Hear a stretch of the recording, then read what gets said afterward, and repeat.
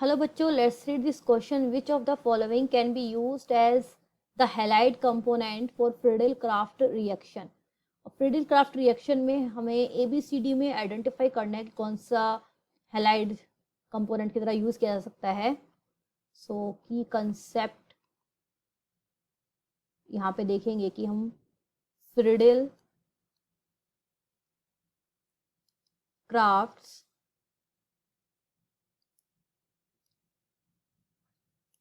Friedel crafts reaction, इसमें भी हम एल्काइलेशन ले लेते हैं समझने के लिए. तो देखिए इसमें अब फ्रीडल क्राफ्ट एल्काइलेशन में क्या होता है. अगर हमने बेंजीन ले लिया, इस पे हमने अल्काइल ग्रुप का एडिशन करवाना है, तो हम एक हलाइड कंपोनेंट लेंगे दैट इज CH3Cl. फिर इसकी रिएक्शन होती है Al Lewis acid means AlCl3 के साथ. तो इसकी प्रेजेंस में क्या हो जाता है, हमारा एक एल्काइल ग्रुप इस बेंजीन पे ऐड हो गया, यानी इसका अल्काइलेशन हो गया.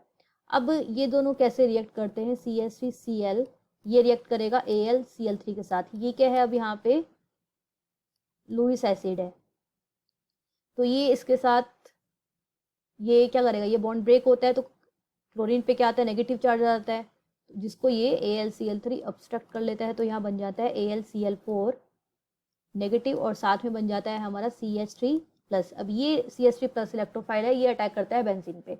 तो हमने देखना है कि ये क्लोरीन, अब क्लोरीन पे जितना ज़्यादा लोन पेयर्स की प्रेजेंस होगी, यहाँ पे लोन पेयर भी है ना, ठीक है, जितना ज़्यादा ये रिएक्टिव होगा लुइस एसिड के लिए, उतने ही जल्दी हमें क्या होगा, इलेक्ट्रोफाइल मिलेगा, और उतनी ही जल्दी वो बेंजीन के साथ रिएक्ट करेगा. तो हमने ये वाला इस पे ध्यान देना है, इस हैलाइड कंपोनेंट पे. क्वेश्चन में इस हैलाइड कंपोनेंट की बात करी गई है. तो बेसिकली हमने ये देखना है कि ये हैलाइड कंपोनेंट कितना रिएक्टिव है इस लुइस एसिड के टुवर्ड्स. ओके, तो वन बाय वन हम चेक करेंगे. ए दिया हुआ है हमें क्लोरोएथीन. देखिए क्लोरोएथीन का स्ट्रक्चर बनाते हैं. क्लोरोएथीन का स्ट्रक्चर कैसे हो जाएगा, देखिए CH3CH2 एंड यहाँ पर है Cl. सॉरी एथीन है तो यहाँ डबल बॉन्ड आ जाएगा, और ये CH2. अब क्लोरीन पे क्या होते हैं, लोन पेयर होते हैं. कितने लोन पेयर होते हैं, 3 लोन पेयर होते हैं. ये क्लोरीन का लोन पेयर यहाँ चले जाएगा. उसी टाइम पाई जो इलेक्ट्रॉन्स है वो इस कार्बन पे डिलोकलाइज हो जाएंगे. तो हमें रेजोनेटिंग स्ट्रक्चर मिल जाएगा एक CH2 negative single bond CH2, यहाँ डबल बॉन्ड आ जाएगा Cl पे पॉजिटिव. अब देखिए क्लोरीन पे पॉजिटिव आ गया, ऊपर से ये डबल बॉन्डेड है CH2 के साथ, तो डबल बॉन्डेड है तो यानी कि ये लेस रिएक्टिव हो जाएगा टुवर्ड्स लुइस एसिड. अब लुइस एसिड तो खुद इलेक्ट्रॉन डेफिशिएंट एक तरीके से स्पीसीज होती है, वो उनके साथ रिएक्ट करते हैं जो इलेक्ट्रॉन रिच स्पीसीज है. तो क्लोरीन यहाँ पे खुद ही इलेक्ट्रॉन पॉजिटिव हो गया है, तो ये लेस रिएक्टिव हो जाएगा, यानी कि ये हमारा सही कंपोनेंट नहीं है as a halide component in Friedel Crafts reaction. Next देखते हैं. तो बी से पहले हम C और D देख लेते हैं. C और D क्या है, यहाँ पे है क्लोरोबेंजीन, एंड D जो है that is same but bromobenzene. अब देखिए क्लोरीन पे भी लोन पेयर होते हैं, ब्रोमीन पे भी लोन पेयर होते हैं.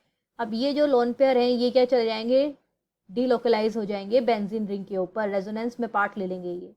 अब रेजोनेंस में पार्ट ले लेंगे तो यानी कि अवेलेबिलिटी ऑफ लोन पेयर कम हो जाएगी Cl और ब्रोमीन पे.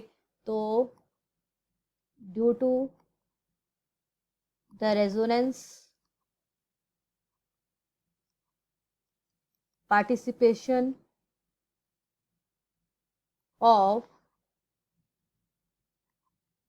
lone pair of chlorine and bromine, they are less reactive towards कौन, लुइस एसिड. ठीक है, सेम. अब नेक्स्ट हमारा बी कंपाउंड देख लेते हैं. तो देखिए बी हमें दिया है आइसोप्रोपाइल क्लोराइड, यहाँ पे आ जाएगा H. ठीक है, अब ये क्लोरीन पे जो लोन पेयर प्रेजेंस होते हैं, ये ना तो आप देख सकते हैं कोई डबल बॉन्ड नहीं बना रहे, डबल बॉन्ड नहीं बना रहे हैं यहाँ पे, और ना तो ये किसी रेजोनेंस में पार्ट ले रहे हैं, रेजोनेंस में पार्ट भी नहीं ले रहे। तो एक तरीके से ये कंप्लीटली अवेलेबल होंगे फॉर लुईस एसिड के साथ रिएक्ट करने के लिए। सो हम लिख सकते हैं these are more reactive with लिख लेते हैं यहाँ पे विद AlCl3 लुईस एसिड